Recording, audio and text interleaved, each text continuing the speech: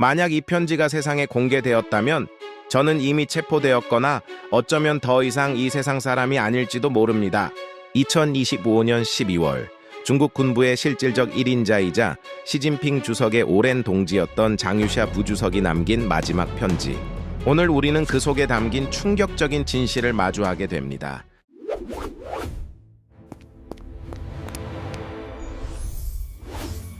단순한 권력 투쟁이 아닙니다. 이것은 한 제국의 몰락과 전쟁의 위기, 그리고 그 속에서 고뇌했던 한 군인의 피 맺힌 절규입니다. 중국 공산당 최상층부에서 무슨 일이 벌어지고 있는 걸까요? 여러분 안녕하십니까? 오늘은 전 세계를 발칵 뒤집어 놓을 만한 문건 하나를 소개해 드리려 합니다. 바로 중국 중앙군사위원회 장유샤 부주석이 남긴 것으로 추정되는 장문의 편지입니다.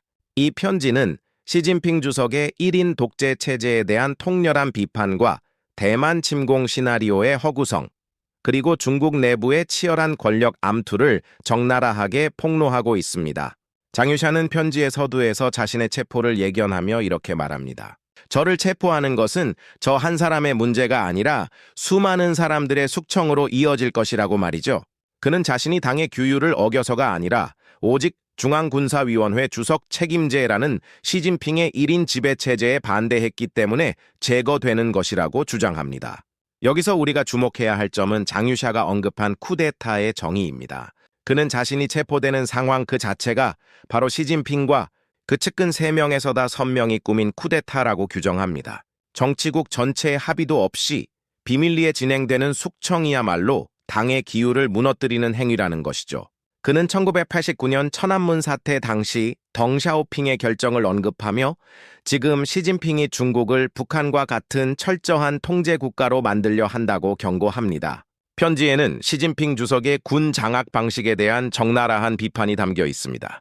마오쩌둥조차 군대를 이렇게 사유화하지는 않았다고 장유샤는 한탄합니다.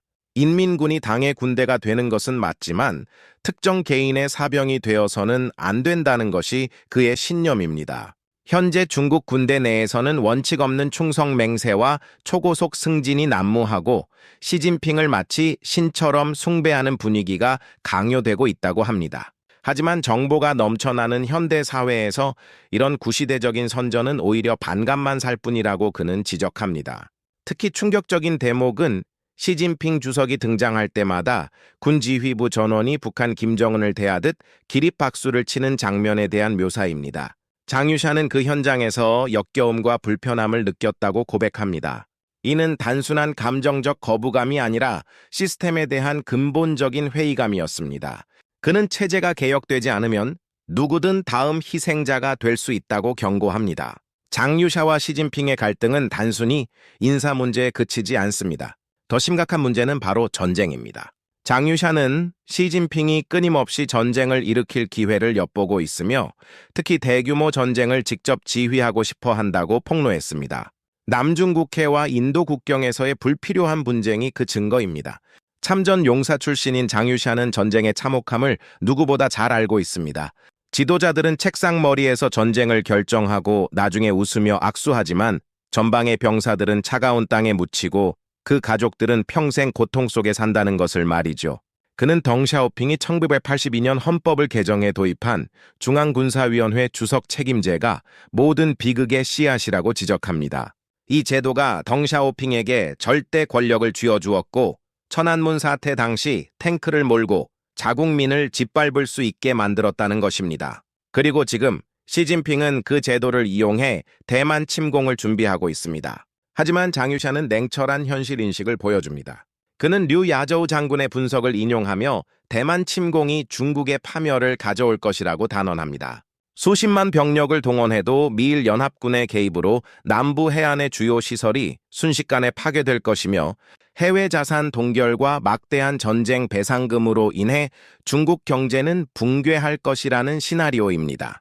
시진핑 주변의 아첨꾼들은 그를 마오쩌둥보다 위대한 영웅으로 치켰으며 승리를 장담하지만 그것은 환상에 불과하다는 것이 장유샤의 판단입니다. 잠깐, 여기서 우리는 편지에 언급된 매우 구체적인 사건 하나를 짚고 넘어가야 합니다. 바로 제18차 중앙위원회 3차 전체 회의에서 벌어진 충돌입니다. 당시 장유샤와 류졸리는 러시아 우크라이나 전쟁 상황에서 대만 침공을 위한 무리한 군사 동원에 반대했습니다. 이 과정에서 격분한 시진핑이 병상에 눕는 사태까지 벌어졌다고 합니다. 결국 원로들이 중재에 나섰고 시진핑이 21차 당대회에서 재선에 출마하지 않고 권력을 분산시킨다는 비밀 합의가 이루어졌다는 놀라운 비사가 이 편지에 담겨 있습니다. 하지만 그 합의는 지켜지지 않은 것으로 보입니다. 시진핑의 친위 세력인 차이치와 리창 등은 시진핑의 지시 없이는 아무것도 하지 않는 복지부동의 태도를 보였고 이는 국가적 위기 상황에서 시스템의 마비를 가져왔습니다. 장유샤는 자신이 시진핑의 헌법 개정을 도왔던 것을 후회하며 특히 후진타오 전 주석을 강제로 퇴장시킨 사건에 대해 큰 충격을 받았다고 고백합니다. 10년 전 평화롭게 권력을 이양했던 원로에 대한 예우가 고작 이것인가 하는 자괴감이 그를 괴롭혔던 것입니다. 또한 그는 러시아에 대한 무제한 지원이 전략적 실수였음을 인정합니다. 러시아가 우크라이나를 빠르게 점령하고 대만 문제에서 중국을 도울 것이라 오판했지만 결과적으로 전 세계가 중국을 적대시하게 만들었다는 것입니다. 러시아를 방문했을 때 느꼈던 냉랭한 분위기는 두 나라의 동맹이 얼마나 허상에 가까운지를 보여줍니다. 장유샤는 자신에게 씌워질 부패 혐의에 대해서도 미리 해명합니다. 만약 자신이 체포된다면 당국은 반역죄나 부패 혐의를 조작해 그를 매국노로 몰아갈 것이라고 예측합니다. 심지어 미국과의 접촉조차도 국가 이익을 위한 정보 교환 차원이었음을 강조합니다. 그는 오히려 미국 측이 중국 지도부의 은신처와 핵시설 정보를 상세히 보여주며 전쟁을 일으키지 말라고 경고했다는 사실을 공개했습니다.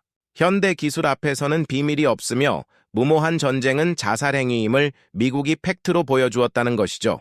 편지의 후반부로 갈수록 장유샤의 목소리는 더욱 감정적으로 변합니다. 그는 작년에 시진핑 주석과 함께 봤다는 제38군 사령관 쉬친셴의 재판 영상을 언급합니다. 천안문 사태 당시 시민에게 총을 쏘라는 명령을 거부했던 참군인 쉬친셴. 그 영상을 보며 밤새 울었다는 장유샤의 고백은 그가 단순한 권력자가 아니라 양심을 가진 군인임을 보여줍니다. 그는 군인이 맹목적으로 최고 지도자에게 충성하는 것은 범죄라고 단언합니다.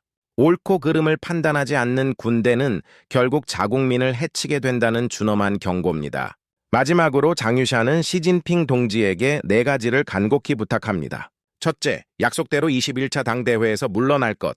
둘째, 어떤 형태의 전쟁도 일으키지 말 것.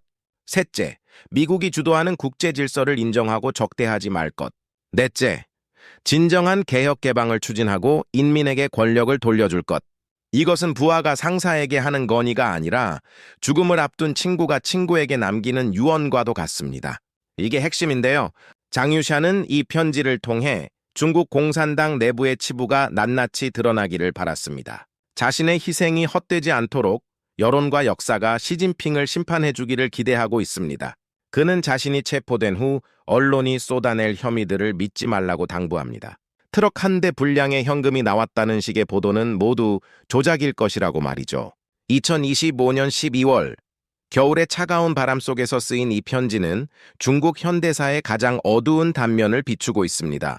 한때 덩샤오핑의 개혁을 지지하고 시진핑의 집권을 도왔던 킹메이커가 이제는 그 시스템의 가장 큰 피해자가 되어 절규하고 있습니다. 이 편지가 사실이라면 중국 내부는 우리가 상상하는 것보다 훨씬 더 불안정한 상태일 수 있습니다. 군부 내의 동요, 경제적 위기, 그리고 지도자의 판단력에 대한 불신이 겹쳐 언제든 폭발할 수 있는 화약고와 같습니다. 장유샤의 경고대로 시진핑이 대만 침공이라는 도박을 감행할지 아니면 내부의 반발에 부딪혀 몰락할지는 아무도 모릅니다. 하지만 분명한 것은 절대 권력은 절대 부패하며 그 끝은 결코 아름답지 않다는 역사의 진리입니다. 장유샤의 마지막 문장이 귓가에 맴돕니다. 더 높은 곳에서 모든 것을 지켜보는 존재가 있다. 권력자는 하늘을 두려워해야 한다는 지극히 평범하지만 잊기 쉬운 진리를 그는 마지막 순간에 깨달은 것일까요? 오늘 전해드린 이 내용이 단순한 찌라시나 루머이길 바라는 마음도 있습니다. 만약 이것이 100% 진실이라면 우리는 머지않아 동북아시아에서 거대한 격변을 목격하게 될 것이기 때문입니다. 전쟁과 평화의 갈림길에서 중국의 지도부가 어떤 선택을 할지 전 세계가 숨죽여 지켜보고 있습니다. 여러분의 생각은 어떠신가요? 댓글로 의견 남겨주시기 바랍니다.